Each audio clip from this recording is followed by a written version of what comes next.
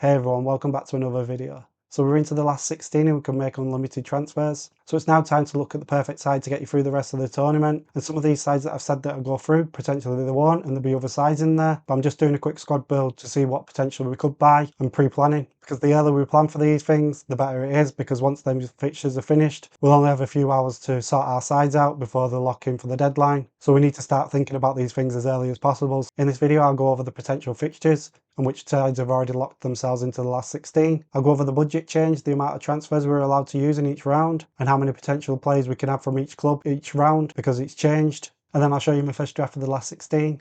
Anyway, intro out the way, let's just jump into it. So first of all, let's go over my chip strategy. And since the Matchday 3 deadline is passed, the mystery chip has been revealed. And it's a Qualification Booster, which is every player that's in your team, excluding the bench, who qualifies for the next round will earn an extra 2 points. So with this in mind, I've changed my plans, and the maximum captain is going to go to the quarter-final or semi-final, and we're going to use the Qualification Booster this next round. I'll delve into the reasons why later in the video. Next, we've got the transfers and how many you can use in each round. So in this round, you've got unlimited transfers to set yourself up for the remainder of the tournament. But you have got 4 transfers to use in the quarterfinals, 5 transfers to use in the semi-finals, and 6 transfers in the final. I must add, if you don't use one of your transfers in the quarterfinal or the semi-final, you'll actually have an extra transfer for the next round, so you can carry one over. So if you only use 3 transfers in the quarterfinal, you'll then have 6 in the semi-final. And then if you only use 4 in the semi-final, you'll have 7 in the final. My thought process is not to build for the final, ignore the final, because you can't use your sub-bench, so you've only got 11 players to use anyway. So for the semi-final, you'll hopefully have 5 players that progress into the final, and then you can make 6 transfers to make an 11 for the final. So I'll be using 3 or 4 transfers in the quarterfinal, potentially rolling one over to the semi-final and using 5 or then the 6 if I've got one rolled over to set myself up for both rounds. In the group stages, we could only have 3 players from each club, but it's gone up to 4 in the last 16, and then it jumps up to 5 in the quarterfinals, jumps up to 6 in the semi-final, and it jumps up to 8 in the final.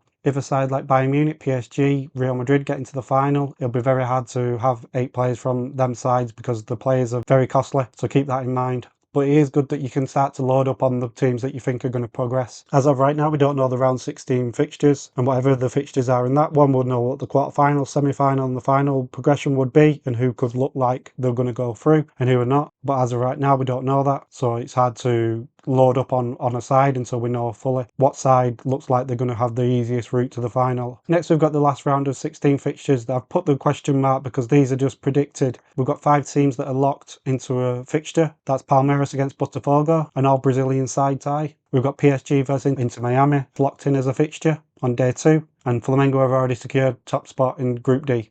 I've put the indication of what team should be in this game. So as it says 1C, that'll be first in Group C, and 2D will be the second in Group D. So if Chelsea don't get second, it'll be the second place in Group D, and if Bayern Munich don't get first in C, then it'll be the team that gets first in Group C.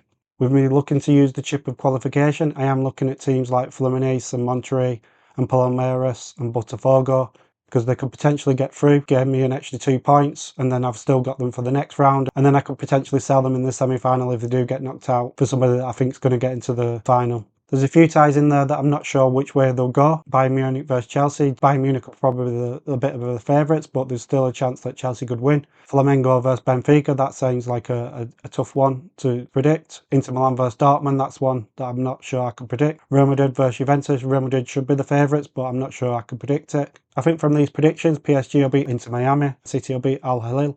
But other than that, I'm not sure where these matches will go. But in the next few days, we'll know what fixtures are actually locked in. So don't take these as the nailed fixtures. I just wanted to kind of give you a brief update of what it could be. So quickly, I just wanted to mention that the budget is now 105 million. So we've got an extra 5 million to spend. This seems like a lot of money, but it won't be once we get into the latter stages, and the sides like Bayern Munich, PSG, Real Madrid, as I said, have got players that are a lot more costly. So you'd have to buy the cheaper options. So here we have my first draft for the round of 16. And in goal, I've got Weatherton and Fabio. Weatherton plays for Palmeiras and they've got Botafogo in the next round.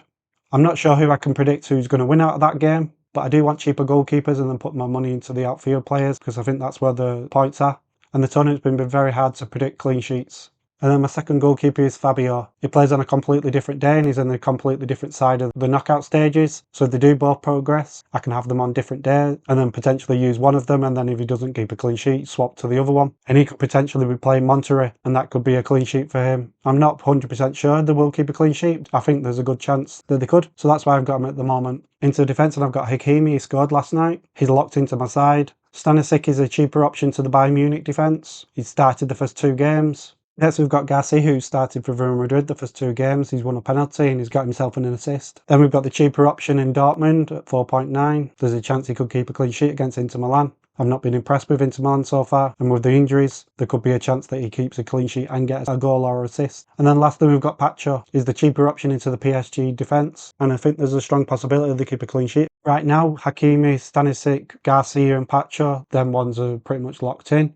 It's Reinson that I'm not sure on. I'm going to wait and see what the other fixtures are like because I'm not that confident on Dortmund progressing against Inter Milan, so I'm not sure I want him because that extra 2 points for qualifying could be vital. So into midfield, and I've brought back Elise. He's been one of the standout players in this tournament. Then we've got Brandt, who I brought in Matchday 2, a cheap option into the Dortmund midfield. And if Dortmund score, he's very likely to be involved in one of the goals. Usually the assist provider, but it's points. Then we've got Pedro Neto, who's looking really sharp on the break. He's got his 2 goals from running in behind. Then we've got Flamengo midfielder Arrascaeta. He's done well this tournament, and they could potentially be playing Benfica, which isn't an easy game, but for his price, I feel like he's the talisman for the Flamengo side, and they've looked good, the Brazilian side, so I'm happy to have him in my side for now. He's not locked in at the moment. Then we've got the third PSG midfielder in Gvarashelia. I'm not locked into that PSG midfielder. It could be anybody at the moment. If Dembele's fit, he could easily be in my side. Then there's Dewey and Barcola. The option also is to sell Elise and buy in 2 PSG midfielders and use all 4 PSG slots because they got into Miami, and I think that's a really easy fixture. Well, Bayern Munich could potentially play Chelsea, and I don't think that's as an easier fixture to get goals and assists. So I could double up on the midfield again from PSG and get a Barcola, Dembele or Dewey.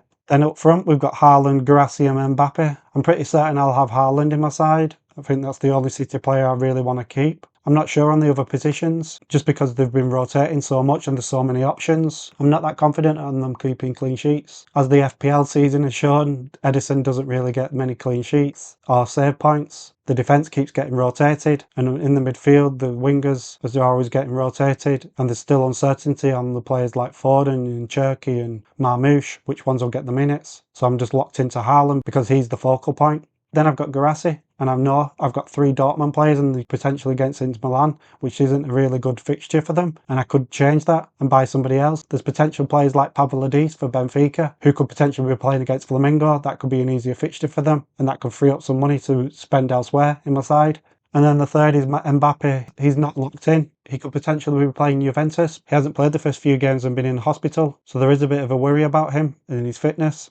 But if he is fit, I do want him. But if he's not, then there's Harry Kane, but he's playing Chelsea, and Mbappe's playing Juventus, and I think the Real Madrid side has probably got more goals against the Juventus side. So I do want Mbappe over Kane, but if he's not fit, then it'd probably be Kane.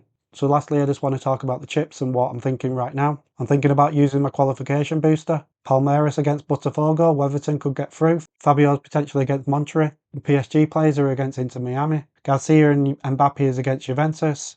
Reinson, Brandt and Guirassy is against Inter Milan. Neto against Bayern Munich, potentially. City against Al Hilal. Arrascaeta against potentially Benfica. Stanisic and Elise against Chelsea. I think there's a strong chance that 10 or 11 of them progress, and that could be 20 or 22 points. I think potentially it's the best time to use the chip where the better teams have got the stronger chance to get through, because once you get to the quarter-final and semi-final, and then the sides will be facing each other, and you could be using your transfers to make your bench stronger. I don't think it's the best way to do it. I think as the tournament goes on, I think you don't use your bench as much, and you just focus on your 11, and anyone on your bench is just a bonus. And then I could potentially use the maximum captain in quarter-final or semi-final. Well, there'll be 2 different days. But it'll probably be the quarter-final, because then I'll have 4 fixtures to target players from. Because in the semi-final there'll only be 2 fixtures, so I'd only be able to use potentially 2 captains anyway. So there we have my first draft of the last 16. I hope you liked it, and if you did, hit the like and subscribe button, because there'll be plenty more content coming your way. I'll be doing a little updated draft when we know the fixtures, and I hope it's given you a little bit of food for thought of who you could buy and who you could potentially be getting in the future. I'll update my schedules and show you the win percentages and the clean sheet odds when we know who's actually playing in these fixtures. And then it could give us a better idea of who we should buy and who shouldn't. But right now we don't know. I'm currently ranked 6,500 in the world. If you're beating that, get in the comment section and let me know where you are. If you've got any questions, get in the comment section and let me know, and I will reply to everybody. So that's it for the video, signing off, and I'll see you on the next one. Goodbye.